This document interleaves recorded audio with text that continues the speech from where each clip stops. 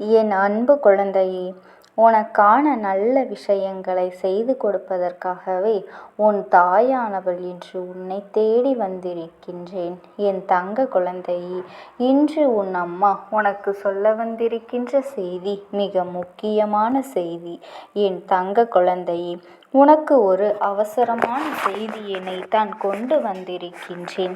அதனை நீ பொறுமையாக, தெளிவாக, நிதானமாக கேட்டுவிட வேண்டும். ஏனென்றால் அது அத்தனை முக்கியமான செய்தியாகும். உன்னுடைய புகைப்படத்தை வைத்து கொண்டு ஒருவர் தினமும் ஒரு காரியத்தை செய்து கொண்டிருக்கின்றார். அவர் யார் என்றும் அவர் எதற்காக அப்படி செய்கின்றார் என்றும் நீ தெரிந்து கொள்ள வேண்டிய கட்டாயத்தில் இருந்து கொண்டிருக்கின்றாய். என் தங்கமே, உனக்கு தெரியாமலேயே ஒருவர் உன்னுடைய புகைப்படத்தை வைத்து தினம் தினம் அதை பார்த்து கொண்டு ஏதோ ஒரு விஷயத்தை செய்து கொண்டிருக்கின்றார் என்றால் அதனை நீ தெரிந்து கொள்ள வேண்டியது மிகவும் அவசியம் அல்லவா? அதனால்தான் உன் அம்மா உனக்கு அதனை உடனே தெரிவிக்க வேண்டும் என்று ஓடோடி வந்திருக்கின்றேன். என் குழந்தையே, இதில் நிச்சயமாக உன்னுடைய வாழ்க்கை சம்பந்தப்பட்ட விஷயங்களும் இருக்கின்றது. உனக்கு எதிரான செயல்கள் அங்கு ஏதும் நடக்கின்றதா என்பதனை முதலில் நான் உனக்கு சொல்லிவிடுகின்றேன். அங்கு நடப்பது உன் மீது கொண்ட அன்பினால் நடந்து கொண்டிருக்கின்றது. என் தங்க பிள்ளையே, உன்னுடைய புகைப்படத்தை உன்னுடைய உயிரான அன்பினை கொண்ட ஒருவர் அங்கே வைத்து கொண்டிருக்கின்றார். அவர் யார் என்பதையும் நீ நன்றாகவே புரிந்திருப்பாய். என் செல்லமே, யார் உன் மீது உண்மையான அன்பு வைத்துவிட்டு இப்பொழுது உன்னை நீ எப்பொழுதும் தேடி வருவாய் என்று எதிர்நோக்கி காத்து கொண்டிருக்கின்றாரோ, எப்போதும் உன்னுடைய நினைவாக நின்று கொண்டிருக்கின்றாரோ அவர்தான் அதை வைத்திருக்கின்றார். அதை வைத்ததோடு மட்டுமல்லாமல் அவர் உன்னை தேடி தேடி தினமும் அந்த புகைப்படத்தோடு பேசி கொண்டிருக்கின்றார். அவர் மனதில் இருக்கின்ற கஷ்டங்களை எல்லாம் அவர் உன்னை மனதார நினைத்து கொண்டு அந்த புகைப்படத்தை நீயாகவே நினைத்து கொண்டு அங்கே புலம்பிக் கொண்டிருக்கின்றார். நீ எப்போது வரப்போகின்றாய்? நீ எப்பொழுது வந்து அவர்களினுடைய கஷ்டங்களை எல்லாம் தீர்க்கப் போகின்றாய்? அவர்களினுடைய மனவேதனைகளை எல்லாம் எப்பொழுது நீ புரிந்து கொள்ளப் போகின்றாய்? உனக்காக அவர்கள் அங்கேயே உன்னை நினைத்து கொண்டு காத்து கொண்டு இருக்கின்றார். நீ அங்கே அவர்களை பற்றி ஒரு சிறு துளியாவது நினைக்கின்றாயா என்றெல்லாம் அவர்கள் உன்னோடு பேசுவது போல தினமும் ஏக்கத்தோடு காத்து கொண்டு இருக்கின்றார்கள். தினம் தினம் அவர்கள் வாழ்க்கையில் என்னென்ன நிகழ்ச்சிகள் நடக்கின்றதோ அவற்றை எல்லாம் உன்னோடு சேர்ந்து அதை அனுபவித்தது போல உன்னிடத்திலேயே அதை எல்லாவற்றையும் சொல்லி அங்கு தனிமையில் பேசிக்கொண்டு இருக்கின்றார்கள். என் செல்லமே, அவர்கள் அந்த தனிமையில் இருப்பதாக உணர்ந்த வேளையில்தான் அவருக்கு ஒரு விஷயம் தோன்றியது.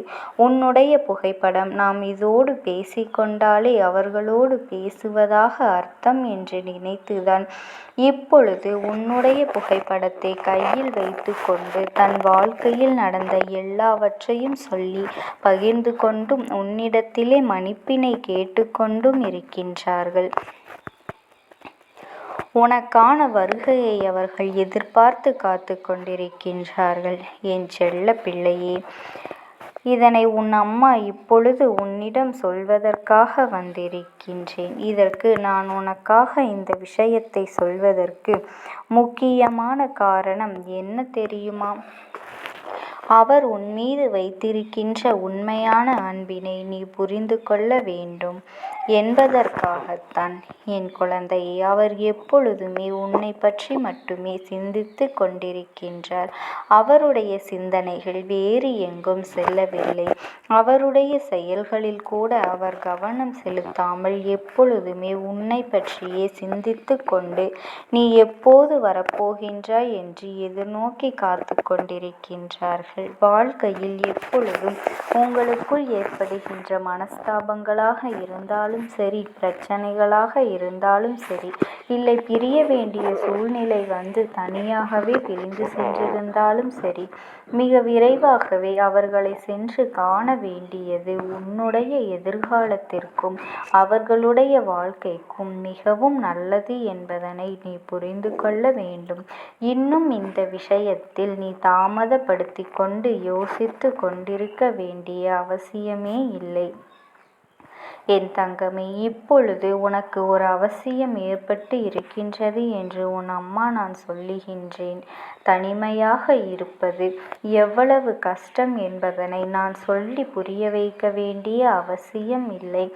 ஏனென்றால் அவர்கள் எப்படி அந்த தனிமையின் வேதனையை அனுபவிக்கின்றார்களோ அதே அளவிற்கு இல்லை என்றாலும் உனக்கும் அந்த வேதனை இருக்கும் அல்லவா?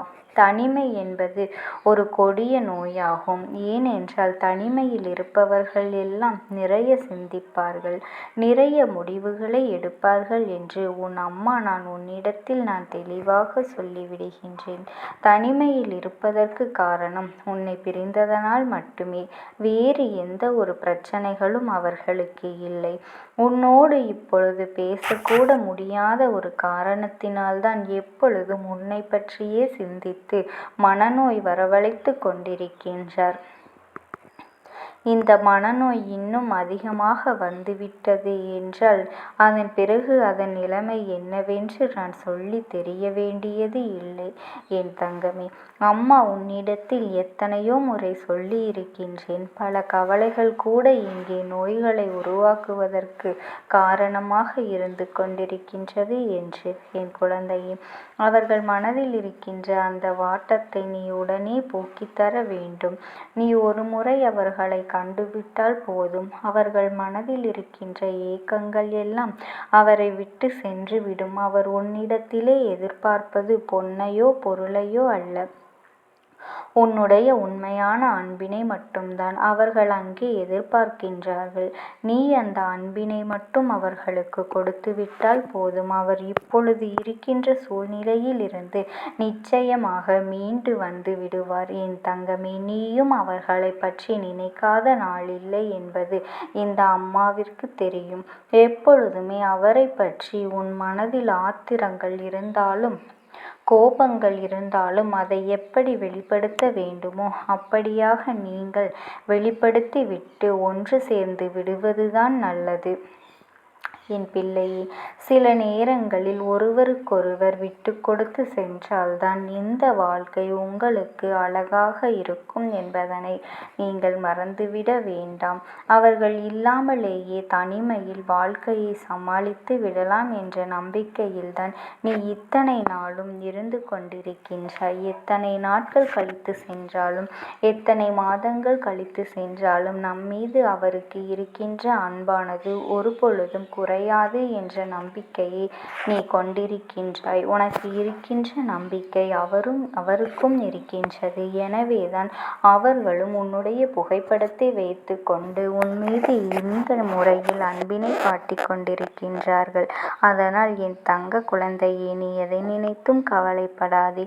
இந்த தாயானவளினுடைய அன்பும் ஆசீர்வாதங்களும் உனக்கு என்றென்றைக்குமே முழுமையாக கிடைத்து கொண்டேதான் இருக்கும்.